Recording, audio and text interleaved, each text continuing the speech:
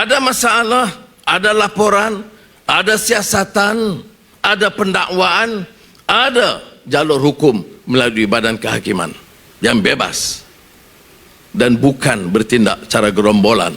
Jadi kalau kita singgung soal perkauman sempit, ini bukan perkara baru. 1961 pimpinan utama yang disegani oleh rakyat, Tun Abdul Razak, telah mengatakan bibit-bibit perkauman sempit itu telah menular. Guna istilah soal bangsa, sama ada di kalangan orang Cina atau orang India atau Melayu atau Dayak, atau menggunakan soal agama terlampau sama ada Kristian atau Islam atau Buddhis, tapi bukan sangat untuk bangsa atau agama, tetapi itu kepentingan-kepentingan yang sempit. Seperti kita berlaku, kita lihat, saksikan sekarang, ada isu-isu yang patut ditangani mengikut jalur hukum, bukan gerombolan berasingan. Ada masalah termasuk penghinaan terhadap agama atau nama Allah, jalur hukum yang itu menentukan. Siasat cara profesional, bertindak dan dakwah segera, kerana kita tidak bertolak ansur dalam apa-apa tindakan menghina mana kaum, mana agama, apalagi Islam sebagai agama persekutuan. Jadi saya beri laluan penuh. Tan Sri Azhar tahu sikap saya, tidak campur dalam urusan siasatan, tapi senantiasa mengeza jangan tolak ansur, selamatkan negara, dan biar tindak tegas untuk menentukan supaya jangan berlaku gerombolan-gerombolan luar daripada jalur hukum. Dalam Islam sendiri, dalam dakwah itu disebut du'atun la qudah. Kita ini pendakwah, bukan penghukum. Yang akan hukum itu qadhi atau hakim. Kerja dia hukum,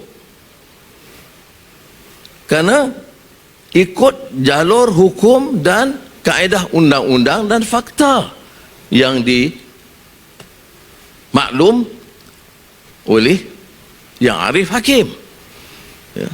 Tapi orang yang menyeru, betapapun niatnya baik sebagai pendakwah, tidak boleh menghukum sewenang-wenang, tidak boleh mengatur dan menghasut rakyat untuk terus membenci atau bertindak sewenang-wenang. Jadi biar kita jadikan ini sebagai kesempatan memberi peringatan yang cukup jelas. Ada masalah, ada laporan, ada siasatan, ada pendakwaan, ada jalur hukum melalui badan kehakiman yang bebas dan bukan bertindak cara gerombolan. Dan saya harap hari ini difahami, kerana kita tidak peduli. Saya tidak kira sama ada orang itu dari parti politik atau civil society atau tokoh besar atau tokoh kecil. Kalau negara ini tidak tunduk kepada hukum, negara ini akan rusak dan tidak mungkin berkembang. Negara-negara yang maju sekarang tumpu dalam beberapa isu keamanan, ya tentunya, beberapa ikhtiar, cabaran baru, termasuk saya sebut tadi transformasi digital, cabaran iklim dan peralihan tenaga, mutu pendidikan, penguasaan bahasa Melayu sebagai bahasa rasmi dan pelbagai bahasa lain termasuk bahasa Inggeris, kepintaran anak-anak dalam bidang IT. Itu cabaran kita yang harus kita beri tumpuan sepenuhnya dan tidak diheret untuk bicara soal-soal yang boleh melemah longlaikan semangat kita dan melemahkan sendi kekuatan negara kita.